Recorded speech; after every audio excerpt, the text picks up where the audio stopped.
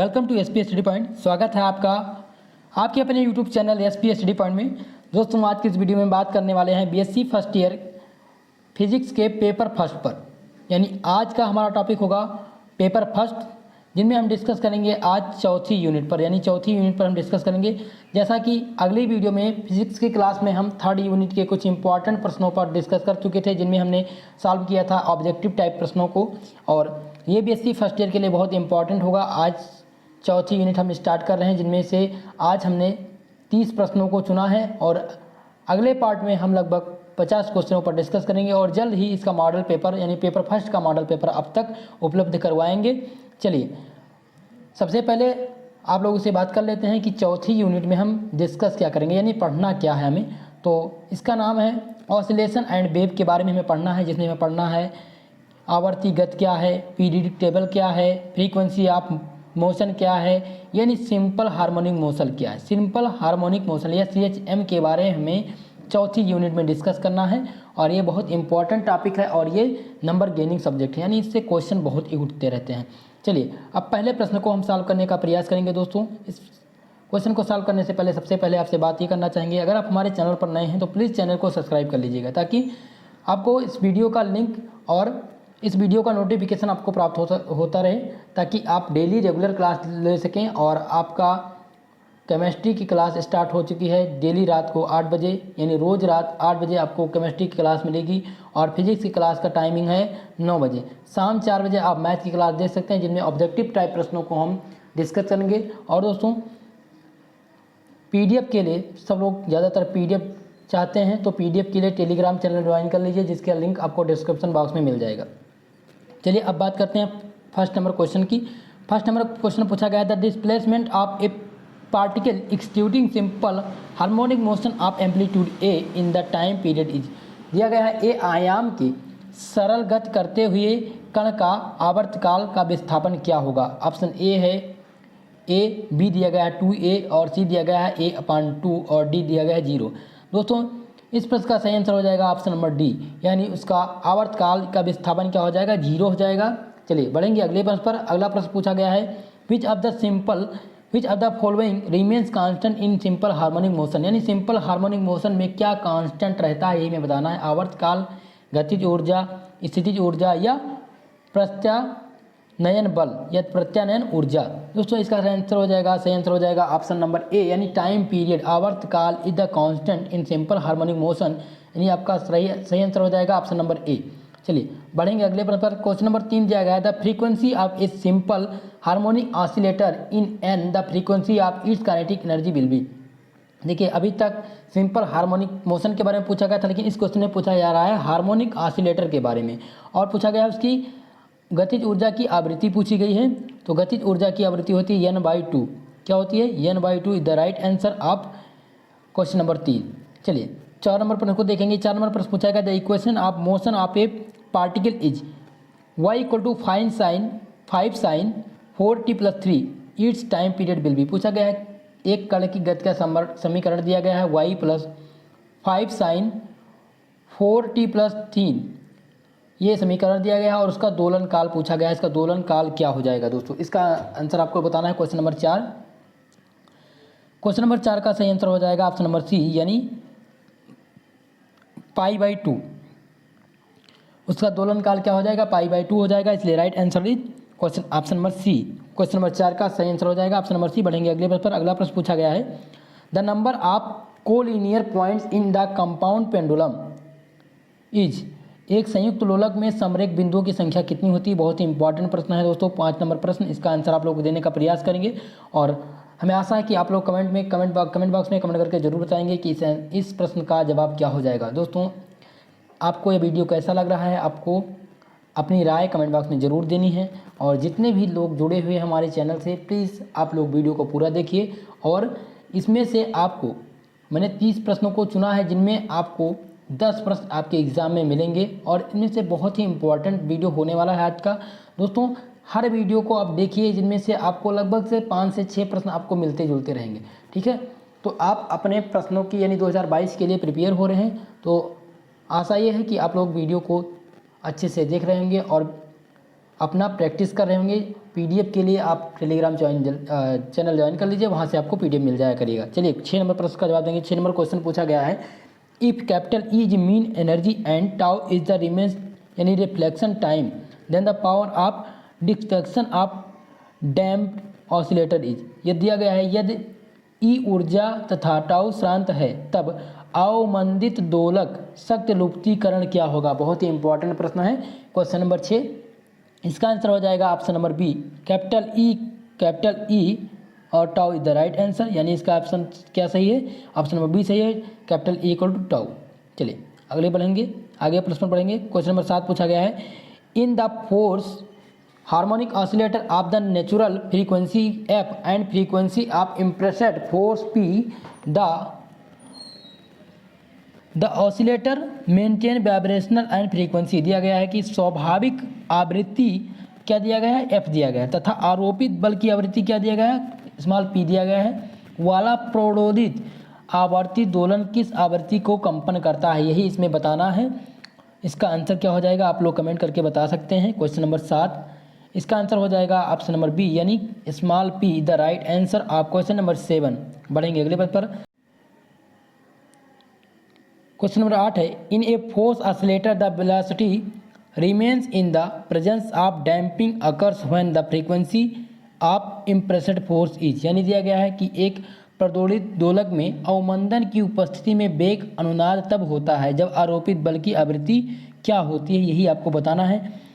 Option दिया गया equal of the natural frequency of oscillator, B दिया गया है कि sensitive more than the natural frequency of oscillator, C दिया गया है slightly less than the natural frequency of oscillator.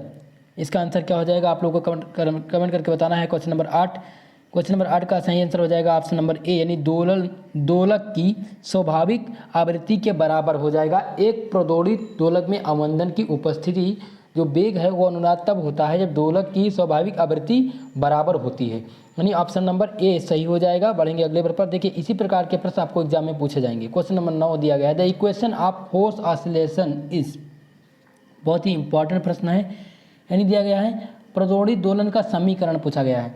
The equation of force oscillation is. English में आप सबसे ज़्यादा ध्यान देंगे दोस्तों, आप इंग्लिश पर सबसे ज़्यादा फोकस करेंगे, हिंदी केवल आपके समझने के लिए, ठीक है दोस्तों। चलिए आपको बताना है ऑसिलेशंस, फोर्स ऑसिलेशन का इक्वेशन क्या हो जाएगा, आपको इसका आंसर बताना है। आपके सम्मुख दिए गए हैं, इसका ऑप्शन दिए गए हैं, आपको चूज करके बताना है। 9 नंबर प्रश्न का सही आंसर हो जाएगा ऑप्शन नंबर सी। इसका ऑप्शन हो जाएगा d2x/dt² plus 2rx plus W0 square x equal to F0 sine PT is the right answer, यानी डी सी नंबर ऑप्शन आपका सही हो जाएगा। यही इक्वेशन है, आप इस इक्वेशन को रट लीजिएगा। चलिए बढ़ेंगे अगले पर। अगला प्रश्न है, for the lesser velocity and oscillation the damping force is proportional to. दिया गया है कि दोलन के कम वेग के लिए अनुमंदक बल का समानुपाती क्या होता है, प्रोपोर्शनल किसके होता है, बी के, या बी का 1/2, या बी स्क्वायर, या लॉग बी। इसका आंसर क्या हो जाएगा, क्वेश्चन नंबर 10, इसका सही आंसर हो जाएगा ऑप्शन नंबर ए, यानी बी द राइट आंसर। दोलन के कम वेग के लिए अवमंदन बल किसके समानुपाती होता है, स्मॉल बी के समानुपाती होता है। चलिए आगे बढ़ेंगे। In the resonance condition the frequency of applied force, यानी अनुनाद की दिशा में आरोपित बल की आवृत्ति दोलन की स्वाभाविक आवृत्ति से कितना होती है, कम होती है कि अधिक होती है कि बराबर होती है कि निर्भर ही नहीं करती, आपको इन्हीं का आंसर बताना है।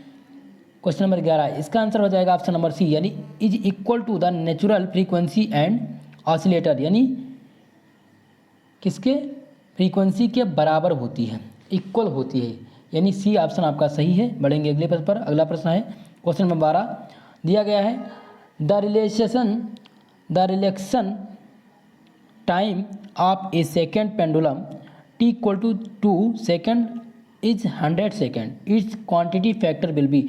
यानी दिया गया है कि एक सेकेंड लोलक t इक्वल टू 2 सेकेंड का श्रांत काल 100 सेमी है, उसका विशेषता गुणांक क्या होगा। बहुत ही इंपॉर्टेंट प्रश्न है। क्वेश्चन नंबर 12, इसका आंसर हो जाएगा ऑप्शन नंबर सी, यानी कैपिटल Q इक्वल टू 314, इसका सही आंसर हो जाएगा, यानी ऑप्शन नंबर सी सही है। बढ़ेंगे अगले पर। देखिए 13 नंबर प्रश्न क्या पूछा गया है, पूछा गया था total energy of a simple pendulum is E. दिया गया है कि टोटल एनर्जी दिया गया, सिंपल पेंडुलम की एनर्जी कितनी दी गई, टोटल ई दी गई। When the displacement is half, जब डिस्प्लेसमेंट क्या हो जाए, आधा हो जाए। और it's amplitude is kinetic energy will be, जब टोटल एनर्जी सिंपल पेंडुलम की टोटल एनर्जी ई दी हुई हो और उसका डिस्प्लेसमेंट क्या हो जाए, 1/2 हो जाए, यानी हाफ हो जाए, तो उसकी काइनेटिक एनर्जी क्या होगी, यही आपको बताना है। चलिए इसकी काइनेटिक एनर्जी बताना है, क्या हो जाएगी। तो ऑप्शन दिया गया है ए 0.02, बी दिया गया 50, सी दिया गया है कैपिटल क्यू इक्वल टू 314 और डी दिया गया है 0। चलिए 13 नंबर प्रश्न का जवाब देना है आप लोगों को। इसका आंसर हो जाएगा ऑप्शन नंबर बी, यानी क्या हो जाएगा 50। क्वेश्चन नंबर 15 दिया गया the correct relation between the phase difference phi and path difference del is, यानी दिया गया कालांतर फाई एंड पथांतर डेल में अभिष्ट संबंध क्या है। इसका आंसर बताना है आपको 15 नंबर प्रश्न का। इसका आंसर हो जाएगा option number A, phi equal to 2π/λ del, इसका सही आंसर हो जाएगा।